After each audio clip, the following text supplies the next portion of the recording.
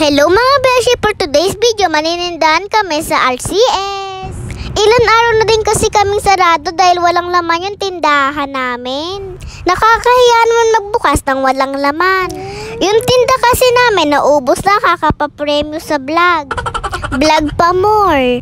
Natapat pa nga na hindi ako nakasahod noong June. Madalang kasi ako mag-upload ng video. Kaya hindi namin na-reach yung minimum na $100. Di ka pala makakasahod kimita kapag walang $100 yung kinita mo isang buwan. Sa pagbablog nga, para ka lang nagne-negosyo. May time na mabili at may time naman na matumal. Hindi nga araw-araw Pasko mga beshi. Para naman sa aming mga vlogger, minsan maraming nanonood, minsan onti yung nanonood. Kaya maraming salamat po sa patuloy na nanonood ng vlog ko. Pati na rin sa mga nag-share. Bali tapos na nga kaming mamili mga beshi. Iniwanan nga muna namin sa RCS yung pinamili namin dahil kakain kami sa Jollibee. Isang linggo nga hindi nakalabas si Baby Athena kaya dadali namin siya sa Jollibee. Nagkasakit kasi siya mga beshi. Simpleng ubot sipon nga lang mga beshi. Lagi mo rin sa Jollibee.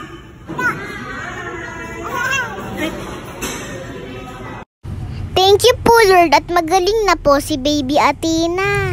Kaya yung mga baby nyo pong may ubot sipon, ipa-check up nyo po agad. Para nga po maagapan at hindi lumala. Tara, kain na po tayo mga beshi. Ay, spaghetti kakain.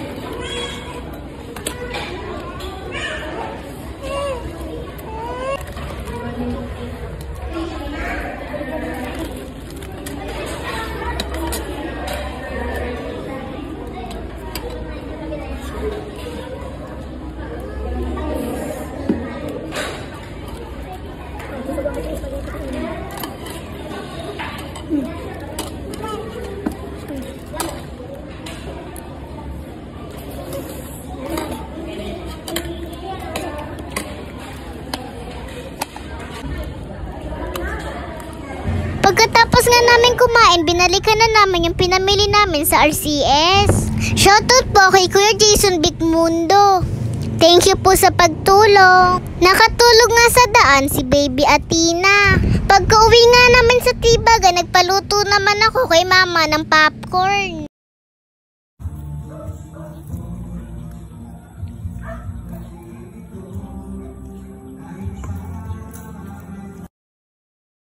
Yun lang, salamat sa panonood. Bye-bye mga beshi!